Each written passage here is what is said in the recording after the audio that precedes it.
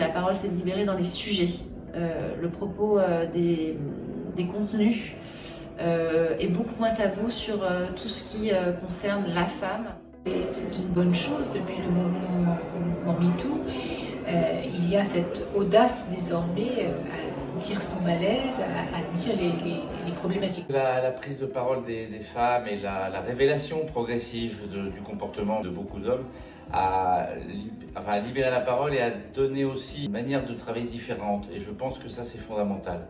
Sur les comportements d'attitude, on va dire, de propos surtout, d'attitude sur les blagues, sur ces choses-là. Et là, j'ai vu une vraie différence. Il ne faut pas que les hommes aient peur. Il faut qu'ils sachent que toute leur place est là, qu'il s'agit de mixité, de parité. Il y a deux axes dans la prise de parole. Il y a le fait que la victime parle, et ça c'est important pour elle. Et il y a ce qu'elle dit qui est repris par les autres et qui émerge dans la communauté et qui fait que d'autres vont parler.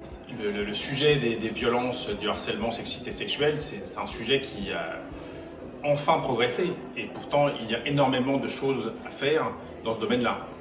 Il y a une énorme différence, je dirais, dans tous les métiers de la culture. Depuis quelques années, le sujet de la participation des femmes, de leur mise en valeur, est devenu un sujet extrêmement important. Il y a plein de sujets qu'on n'aurait pas pu traiter il y a encore 2 ans, qui aujourd'hui trouvent leur place, et puis il y a de l'envie, de l'appétence pour ça en fait. Le fait de pouvoir s'adresser les uns aux autres, le fait de pouvoir en parler, le fait de pouvoir mettre en place des organisations qui permettent de traiter les problématiques.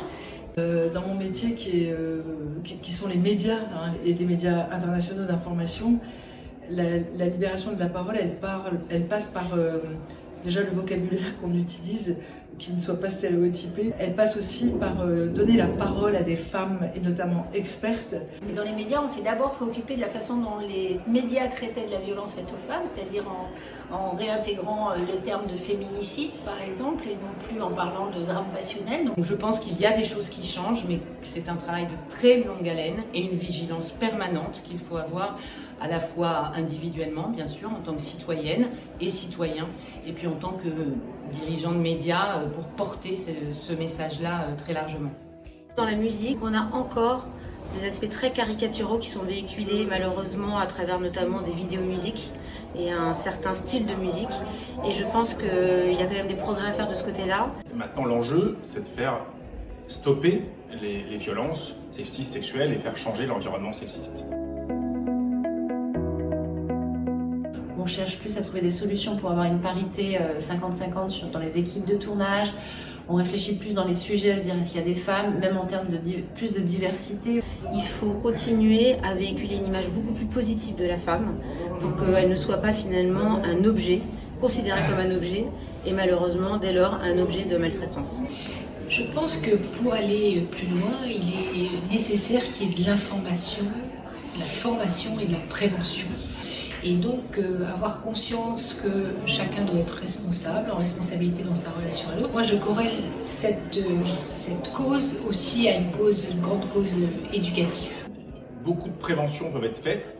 La création de la cellule, c'est une bonne chose. Ça découle d'une demande des organisations syndicales et patronales dont la CGT Spectacle a été à l'initiative. Et un des principaux points, c'est de faire avancer la prévention, la formation pour qu'on arrive à faire en sorte qu'il n'y ait plus d'agressions, des comportements sexistes sur les tournages, sur les plateaux, dans nos professions. On organise des structures déjà pour encadrer les victimes, pour recueillir leurs paroles, pour recueillir leurs témoignages, pour les aider à vivre avec ça. C'est une question qui peut retomber dans l'oubli, dans l'ombre très rapidement.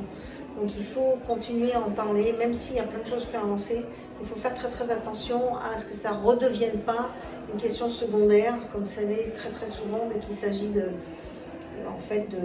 consentement, de la sexualité des femmes, de ce qui leur est imposé. Pour moi, c'est un long processus qui peut tout le temps régresser. Alors il faut donc, moi je pense qu'il faut formaliser des choses.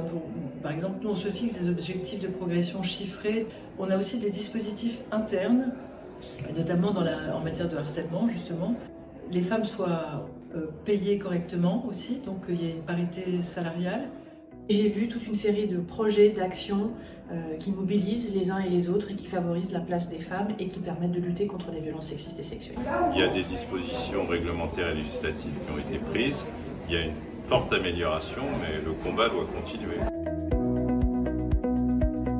Vous subissez un harcèlement sexuel, n'hésitez pas, un numéro est à disposition. 01 87 20 30 90.